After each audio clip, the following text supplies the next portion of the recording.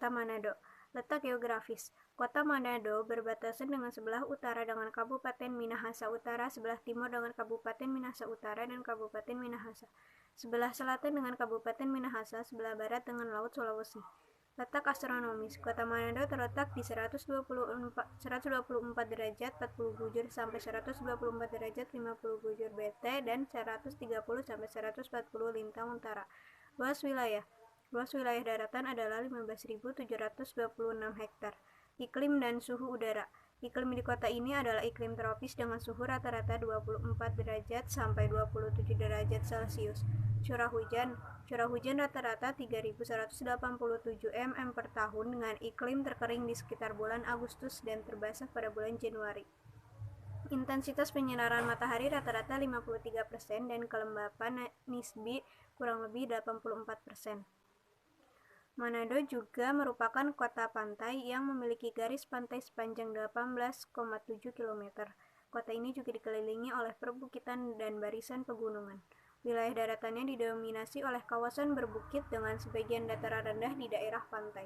Interval ketinggian dataran antara 0 sampai 40% dengan puncak tertinggi di Gunung Tumpa. Wilayah perairan Kota Manado meliputi Pulau Bunaken, Pulau Siladen, dan Pulau Manado Tua. Pulau Bunaken dan Siladen memiliki topografi yang bergelombang dengan puncak setinggi 200 meter, sedangkan Pulau Manado Tua adalah pulau gunung dengan ketinggian kurang lebih 750 meter. Kondisi ekonomi. Yang pertama kita akan membahas dari PDRB.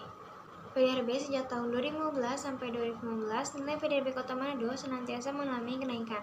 Pada tahun 2015, PDRB per kapita tercatat sebesar 60,4 juta rupiah.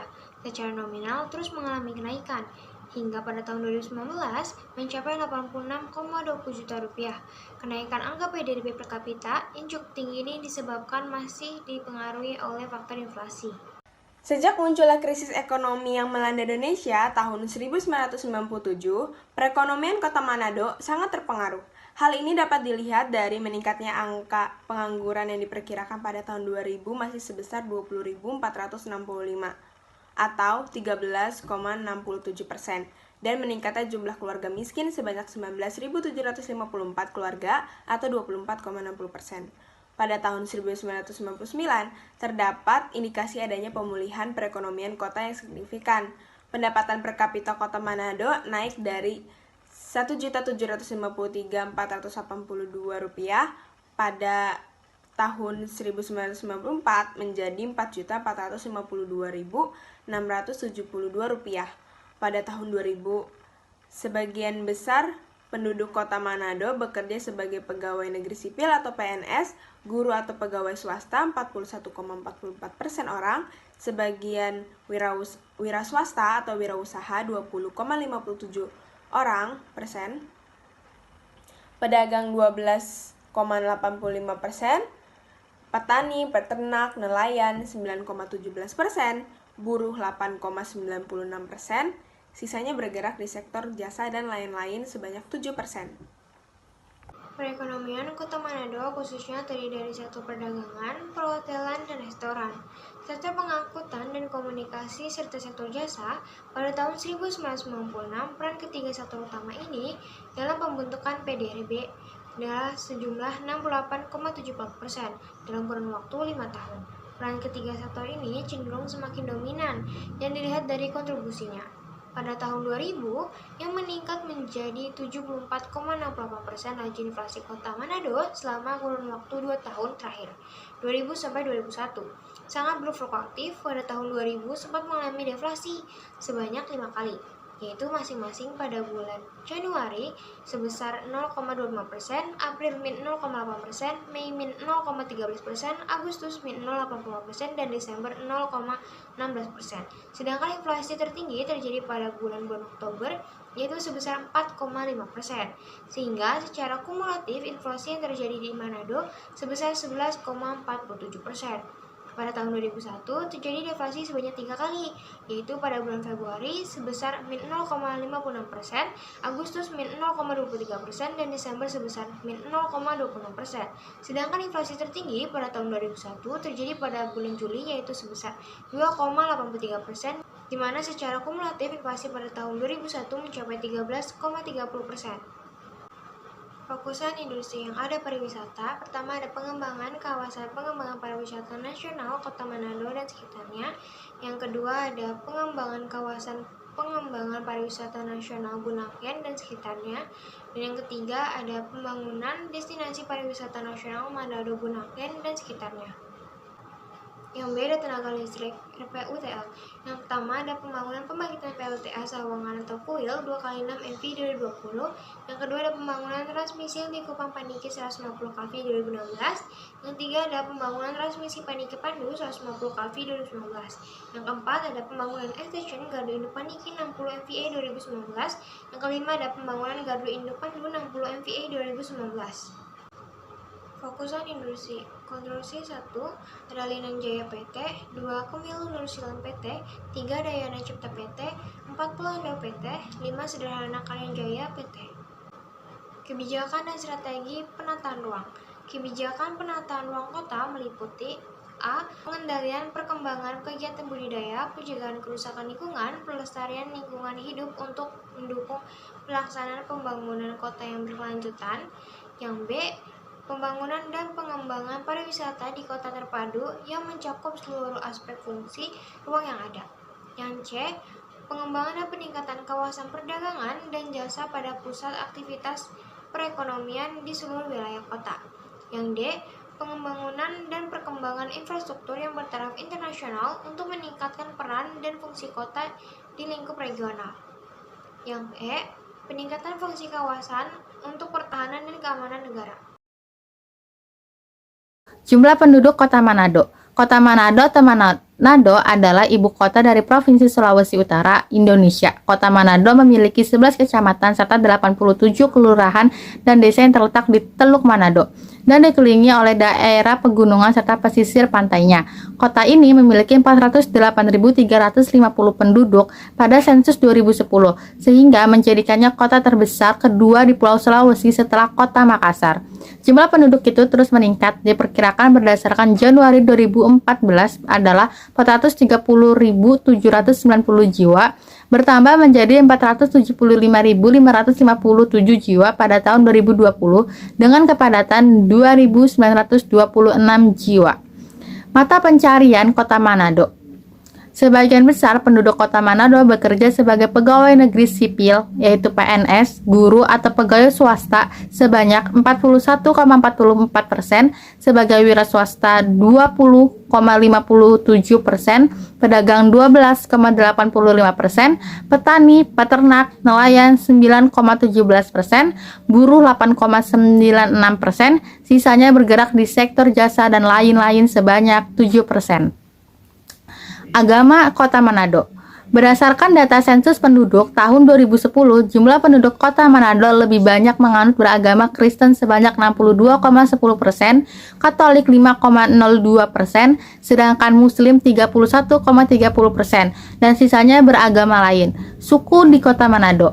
Saat ini, penduduk Kota Manado dominan berasal dari suku Minahasa sebanyak 38,4% karena wilayah Manado merupakan berada di tanah atau daerah Minahasa. Untuk ras Kota Manado adalah orang Minahasa yang memang berasal dari keturunan ras Mongoloid, tetapi bukan orang Mongol. Ras ini juga terdapat pada suku Dayak, Nias, dan Mentawai. Berikut ini adalah peta untuk kawasan lindung Kota Manado, kawasan yang memberi pelindungan terhadap kawasan bawahannya. Yang dimaksud adalah kawasan resapan air yang tersebar di Kecamatan Malalayang, Kecamatan Wanea, Kecamatan Tikala, Kecamatan Paldua, Kecamatan Singkil, Kecamatan Tuminting, Kecamatan Mapanget, Kecamatan Bunaken, dan Kecamatan Bunaken Kepulauan yang sudah saya tandakan dengan warna hijau. Yang sudah saya tandakan untuk kawasan pelindungan setempat. Kawasan sempadan pantai. Kawasan sempadan pantai terletak di Kecamatan Bunaken yang sudah saya tandakan berwarna coklat, dan kawasan reklamasi yaitu ada di Kecamatan Wenang, Kecamatan Malalayang, Kecamatan Tuminting, dan Kecamatan Sario yang sudah saya tandakan berwarna biru.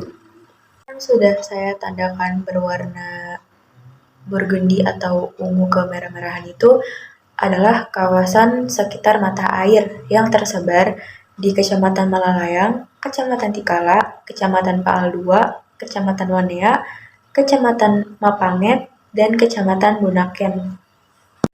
Masih di kawasan lindung, sekarang kawasan Suaka Alam dan Cagar Budaya. Kawasan pantai berhutan bakau yang terletak di Molas, Kecamatan Bunaken. Lalu ada kawasan Taman Nasional yang terletak di Kecamatan Bunaken dan Kecamatan Bunaken Kepulauan.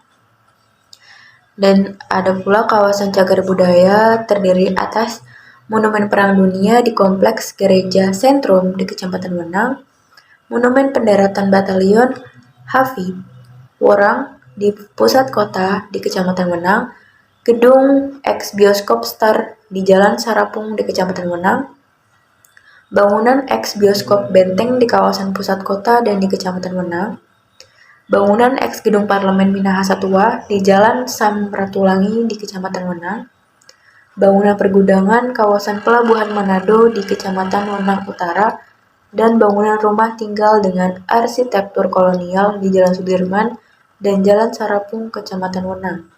Kawasan rawan bencana alam. Kawasan rawan bencana alam untuk gelombang pasang atau abrasi terdapat di kawasan pesisir pantai di Kecamatan Malalayang, kawasan pesisir pantai di Kecamatan Sario, Kecamatan Wenang Utara, Kecamatan Wenang Selatan, Tuminting, dan Kecamatan Bunaken dan Kecamatan Bunaken Kepulauan. Selanjutnya, kawasan rawan bencana alam banjir. Terdapat di Kompleks Gereja Elim di Kecamatan Malalayang, Kompleks Lembah Sari di Winangun 1 yang berlokasi di Kecamatan Malalayang, Kompleks Stadion Kelabat di Ranotana di wilayah Kecamatan Sario, kawasan Ranotana Weru di Kecamatan Wanea, Kompleks Perumahan Kejaksaan dan kawasan Bumi Nyur di Kecamatan Wanea, kawasan Teling Bawah di Kecamatan Wenang, kawasan Banjer Tikala Baru, Kampung Loyang, dan Taas di Kecamatan Tikala, kawasan Waworiasa di Kecamatan Singkil, dan Kecamatan Tumumpa Mahau, Sumumpuh, dan Tuminting di Kecamatan Tuminting. Selanjutnya kawasan daerah aliran sungai meliputi Das Sungai Sario di Kecamatan Sario dan Kecamatan Wanea yang saya tandakan berwarna merah, Das Sungai Sawangan, Kecamatan Tikala dan Paal II yang berwarna hitam, Das Sungai Tondano di Kecamatan Tuminting, Kecamatan Singkil, dan Kecamatan Wenang yang berwarna hijau muda, Das Sungai Bailang di Kecamatan Mapanget dan Kecamatan Bunaken yang berwarna oranye, dan Das Sungai Malalayang di Kecamatan Malalayang dan Wanea yang berwarna coklat.